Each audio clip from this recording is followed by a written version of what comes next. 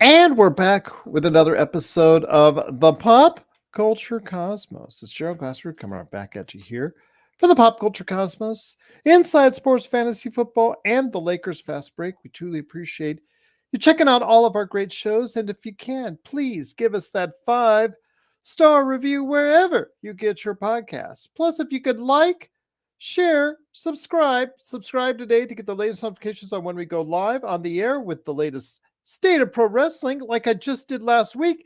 If you haven't caught that, John Orlando from the PVD cast and I did our first tag team wrestling promo.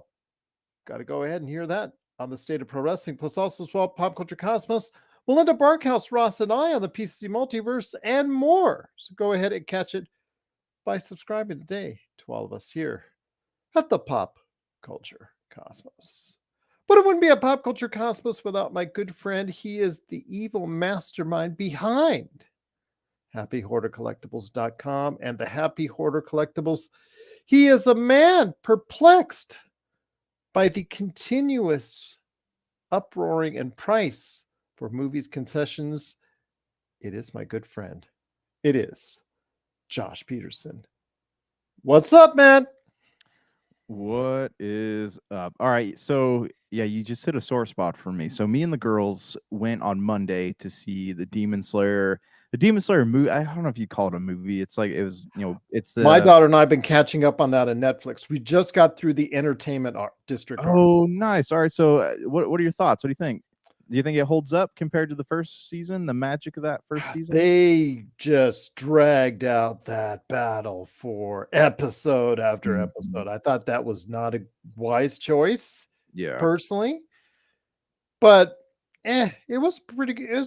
I'd say maybe not as compelling as the first two seasons, but yeah, just the way they dragged that main battle out so long was against that upper level demon or demons. It was Yeah. probably not the best of choices there. Yeah, and it's weird too because every time, I mean, and some people see it as a good thing, some people see it as a bad. I think it kind of removes you from the action, but every time one of those demons is about to die, they go into this like really, really long backstory on, back when they're human. So kind of it ruins the pacing just a little bit. I see why they do it and adds like depth to some of these characters, but it'd be cool if they did it beforehand, like have them have a moment of reflection, look back on their lives. But I guess when, that whole thing, when you die, your life flashes before your eyes or whatever. And in But this case, it literally does in Demon Slayer. yeah. So yeah, I mean, it's I don't know, it's going at a pretty strong pace. I think what you had said was a complaint that a lot of people had with the Sword Village arc was that they had these fight scenes that literally went on and on and on. As you get to close to some of the ending episodes, they go from being 20-minute episodes to about 45 minutes to an hour and 10-minute episodes. So, and they do that that same exact thing. So how was the movie as far as the experience? So what bothers you so much about taking your kids to the movies at this point in time? So the movie was fine, and What I'd seen. exactly is in Demon Slayer? Why do we have to go see it if we're Demon Slayer fans?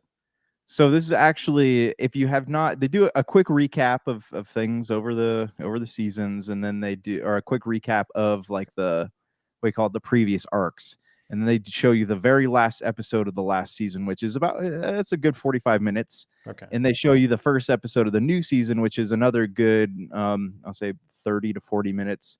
And then that's kind of it. So if you want to watch the latest episode of this new season, like 3 weeks before it comes out, you can go to the theaters to do it, because I don't think I don't think they're actually showing these new episodes until April. Okay. So if you want to catch it before everybody else, and like just because you're a Demon Slayer fan, this is your opportunity to do it. But I think it's a very limited run, if I remember correctly. It's only in theaters for like a week or 2 weeks. Okay. Make sure But we catch it here in the next week then. yeah. But I want to talk about concession prices, man. Like it was always expensive, and don't get me wrong, because I worked at a movie theater fresh out of high school. I remember, they're charging $7-8 for a drink and a bucket of popcorn. If you wanted to do like the combo, it was like $20. But I remember that. But now it's astronomical. It's like it's like $5 to $10 more than what it once was. So and this is something, my wife laughed at me, but I went into the theater we ordered food, and I saw on the combos, up on the top is like there's one that's like 2 drinks and 2 popcorns and 2 candies. I had to add on another drink for one of the kids, and I was like, "Oh, $31. That's not bad. Price of concession has gone down." Turns out it was not the price of concessions, it was the calorie count. And so I'm looking at this, I'm like, "Oh," and then all of a sudden he rings me up at $50. I'm like, "Wow, that's insane to me." Like it's absolute madness that they charge that much money when you can go to it, the dollar store and you can get that stuff for like $6, man. It's absolutely insane, because I don't know if you remember, right, especially right before COVID, like they were dying to get people in the. Sorry, that was a poor choice of words, but they were really trying hard to get people into the theaters, so they lowered the price of concessions to. I want to say it was like $3 to $5 for literally anything you wanted, and that Yeah. was nice. But I don't know, man. Like this is another reason why the box office numbers aren't what they used to be, because it costs you an arm and not only are you paying like outrageous amounts of money for the ticket itself, but you're going in there for the concessions, and it's almost like a 200. You can go to the movie theaters, take your family to the movie theaters for the almost for the same price that you can go to Disneyland, for half your family. But you might as well splurge at that point. Just go to Disneyland. But there is, I think, still a reason, Josh. You need to go back to the theaters. Okay, I heard that something big came out this weekend. Why don't you tell me about it? And that is for Dune Part 2. Dune Part 2 debuted in theaters all across the world. Most major markets. There's still China and a couple other markets left, but debuted to a pretty much projected $81.5 million domestically and almost $180 million worldwide.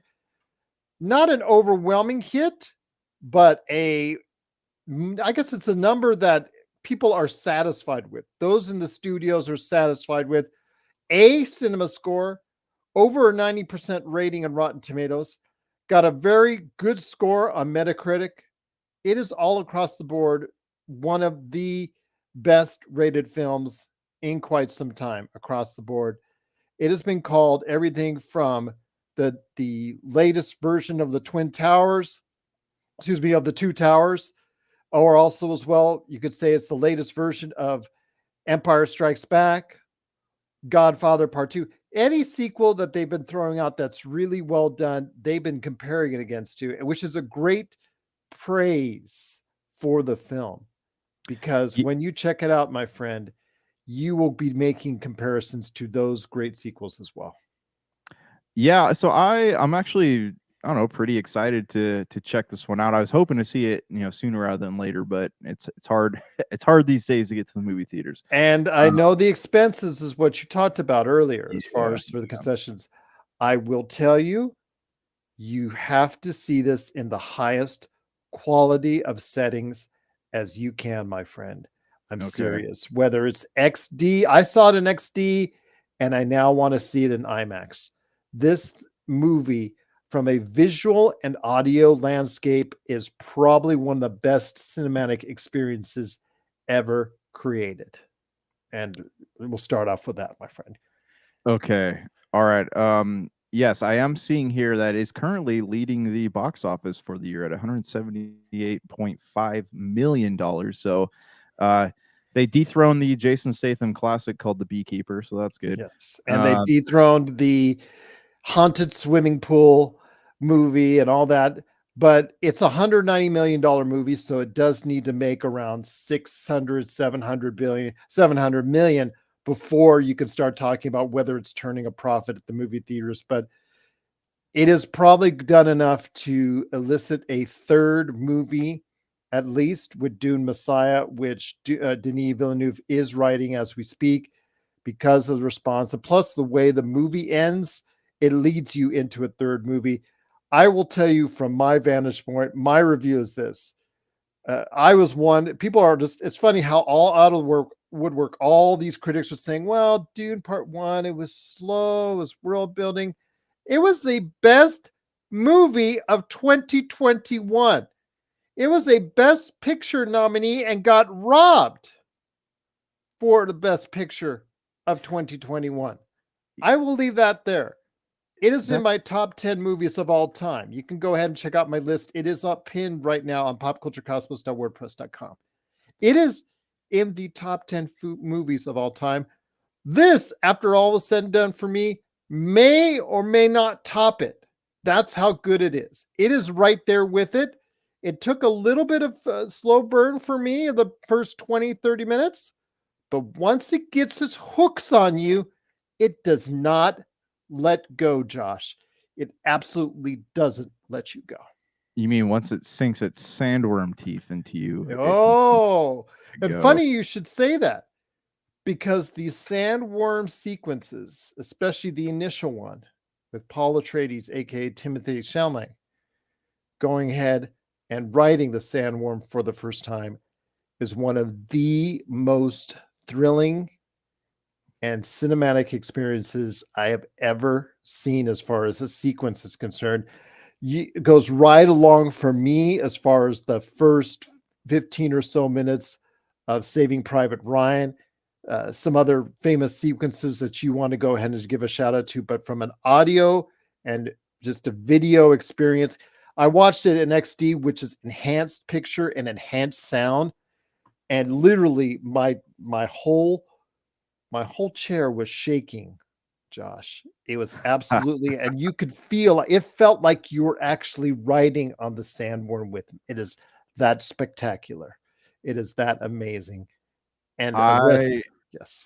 Oh, sorry. What's the theater what is that called? It's you said you saw it It's in XD. XD. XD. It's XD. like there's regular, there's XD, which is enhanced vision and enhanced size and enhanced sound. And then the almighty is the IMAX, which is the next time, which is obviously the big, because it was shot in IMAX. Mhm. So if you want to go ahead and see it how it's originally intended, see it in IMAX 70 millimeter if you possibly can. But since not everybody has that around the corner, you have to go ahead and search it out. But the best way you can see it is with the best experience possible. And I'm just going to say right now, it was a fantastic, once 30 minutes kicked in for me, it was just nonstop, just oohing and ahhing about exactly the landscape, the visions, the color palettes, as you say, Uh, and as far as everything else in it, the compelling story, the political and religious intrigue back and forth, the way that everybody is trying to manipulate Paul behind the scenes, the as far as Zendaya's character Johnny, her trepidation, her love for Paul, but her trepidation in regards to where he's going as far as his journey and where it's taking him. Then, of course, you have the actual battles on screen itself, and yeah, absolutely a thrilling ride, a monumental moment in filmmaking, and I do hope everyone gets a chance to see it. Denis Villeneuve, man, he hits every single time. Every single I know time. The we can't. Arrival, though, you and I are like, Yeah, that one was not my favorite, but it's still like it's visually pleasing, I guess. No, the yes, story not it is so much. visual. But Yeah, I'll give you that. But Blade Runner 2049 said he still stays up nights because he'll never do an adaptation again like that.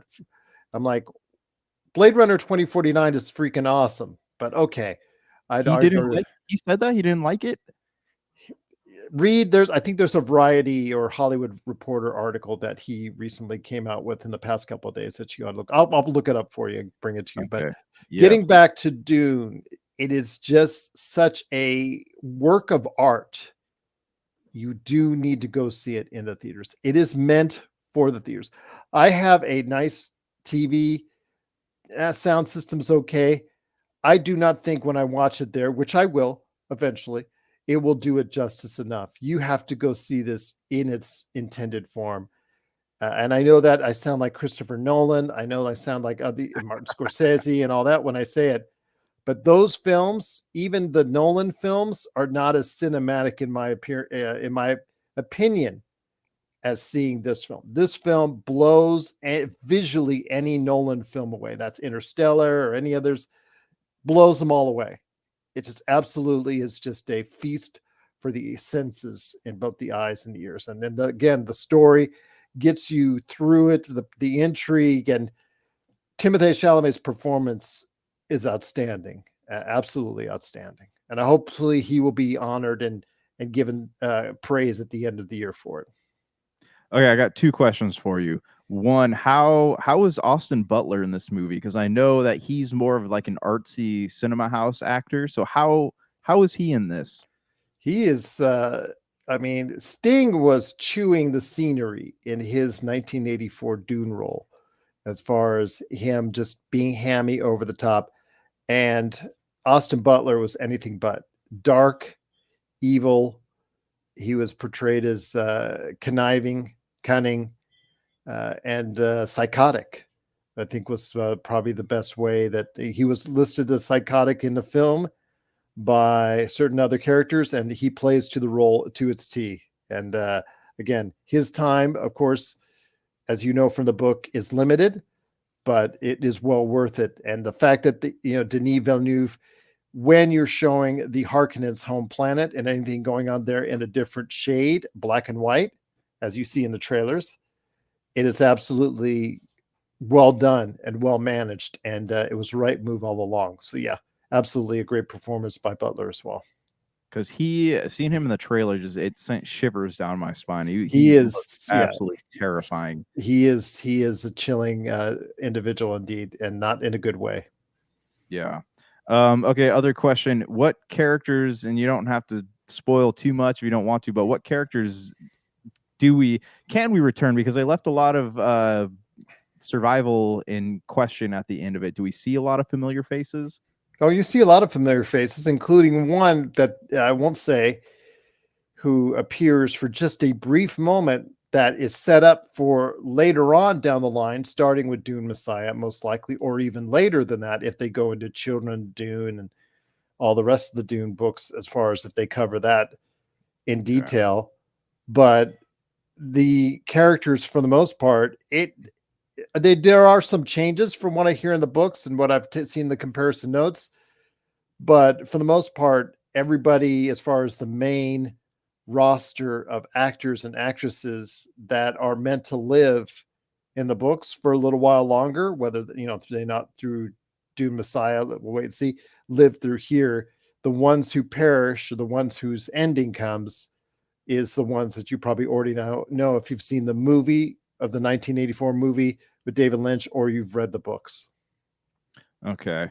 All right. So going back to the first film, what I really loved about it was the fact that when I watched this movie, I felt like I was reading an H.P. Lovecraft novel. This idea that man is like so minuscule in the greater scheme of the universe, and I don't know, there's something that like just makes you feel very isolated. Like we are our own worst enemy, but there are bigger things out there than us. That's how I felt when watching the first Dune movie. Does that feeling like of that like foreboding feeling still resonate through this one? It does, but in a different way, because it's paced differently. After the first 30 minutes, it's more, much more in the way of, as far as manipulation in Okay. this film. I think that's probably the best way I could say it. Manipulation behind the scenes, as much as everything that's going on in front of it. So it is definitely something where you have to keep your attention aware on what's going on within the story and what's going on behind the story, not just from the standpoint of what you perceive as the good guys and the bad guys, in whether you perceive Florence Pugh's character or Christopher Walken's character as the emperor and his daughter, what are their motivations, or when you're talking about the Harkonnens and their motivations in the film, the Bene Gesserits, the leader of the Bene Gesserits, what's her motivation? What side is she on? That's most of that has already been represented in Dune Part One, but that continues there. But it's the manipulation behind the scenes of some main characters who did not show themselves out in the first movie as much, is one of the more interesting turns where this movie goes. Okay. All right. Yeah, I mean, like I said, I'm stoked to see it when I get a chance to go watch it, hopefully sometime soon. But I need to know, everybody wants to know, everyone's tuning into this podcast, eagerly awaiting your rating of it. What's the out of 10 that you're giving this thing? I probably have to give it a finalization probably upon my next viewing, but right now I'm toggling between a 9.5 or a 10 out of 10. Dang. Okay, so that's it right there. This is this might be your film of the year already. It's only February or March. It's only March right now, my friend. But yes, absolutely, this might be the film of the year. This might be the pop culture entity of the year for the pop culture cosmos right here. We'll see, but it is definitely the thing worth watching. But one thing I wanted to note before we head to the break, because I've also got on today a great conversation I had with Don Fobbs from the Mother Daughter Ish podcast for those listening on audio. Before we head to that break, we faced the franchise. Is Dune, this imagining of Dune from Denis Villeneuve, is it now a full-fledged franchise? And the reason why I say that there's still a question on if is because the numbers going out, yes, it met its numbers, it's met its expectations, it's done well, but not super. The first movie, because it was day and date on the hybrid with HBO Max, also was the middle of the coronavirus and all that, it didn't do huge numbers because, of course, all those extenuating circumstances. But the target audience has been our age. The target audiences has been above the age of 30. The younger audiences, like for instance, my daughters, are not as apt to want to see it. Could this be a problem for a film franchise that wants to be a film franchise that is still a little bit in question if it is a film franchise? It's a great question because yeah, this is based on a novel that I mean I wasn't alive when it was written, but it like my parents remember I it. wasn't alive, I don't think, when it was written. Right. So like my parents, I'm sure your parents probably have heard of it or read it, and then that interest got passed down as the 1980s film came out, and then so Dune has very much existed in the hearts and minds of people for a long time, but it's just not been um, one of those things that's been passed down in a way that's approachable for a younger generation. But I look at this right now, the way that when the last film came out, everyone's at home is COVID. So a lot of people watched that movie on HBO Max, like a lot of younger kids, because as a teacher, I actually had a lot of kids do book reports on Dune because they had watched the movie and they had enjoyed it. So I don't think that I don't think they're going to have issues establishing a franchise out of this because one, you had a lot of kids watching it just out of whether it is because they wanted to or whether they were bored. It's just a time in life, with COVID happening where people just did watch it. And also, you have Timothy Chalamet and Zendaya in this movie, and those are stars that they're already big, but they're going to be huge in the next few years. So I don't see why this would not have the legs to move into like a full franchise territory.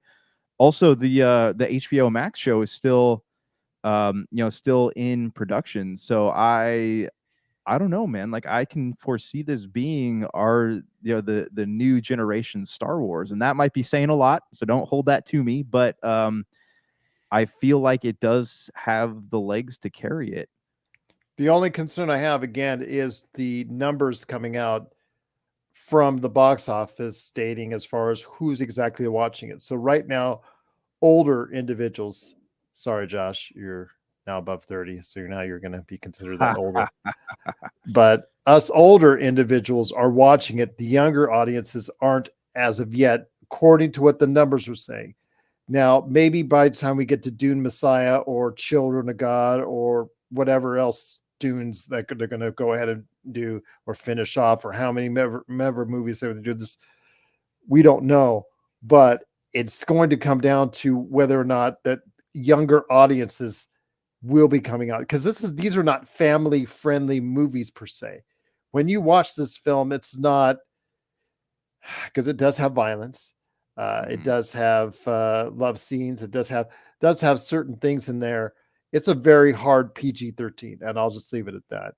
But it is something where it's not meant to be all happy, shiny, Star Warsian type stuff on that. As far as that's concerned, we're not here to sell pops to you. Now, it's nice if you did, but we're not here to sell you a whole bunch of stuff at the concession stand or at the gift shop later on.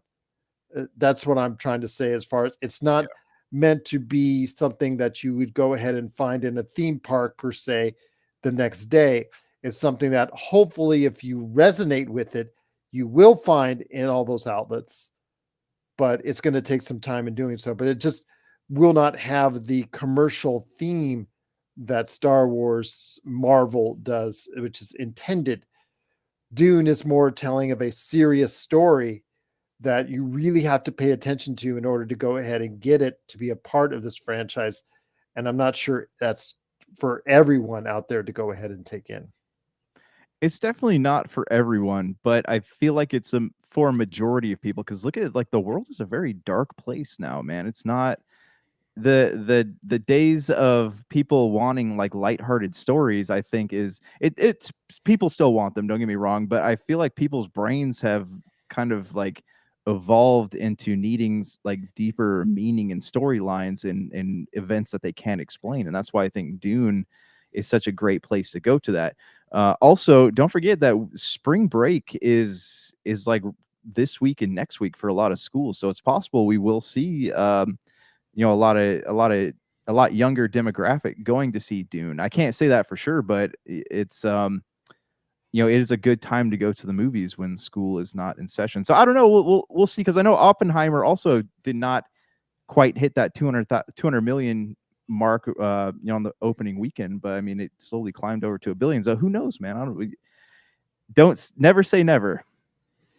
Again, you're like you said, it's going to be dependent. The length and the legs of this film will be actually the key selling point in making this a franchise.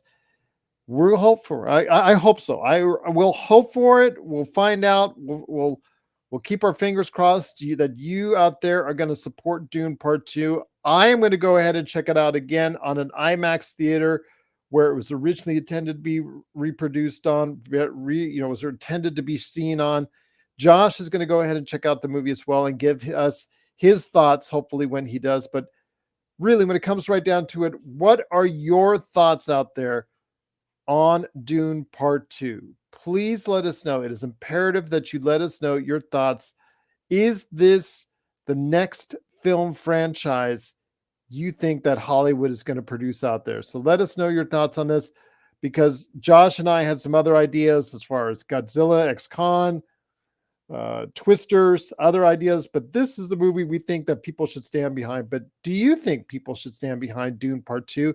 What are your thoughts on Dune Part 2? Please let us know.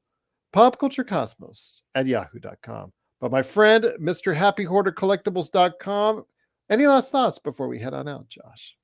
Yeah, I guess I just want to hit one more thing. The future novels in the series, like it gets really weird, So I don't feel like those are adaptations to be able to make page for page, because they have Paul's son. Remember, Dune was thought to be unadapted. People were thinking that this was the only real adaptation you couldn't adapt to film in the first place.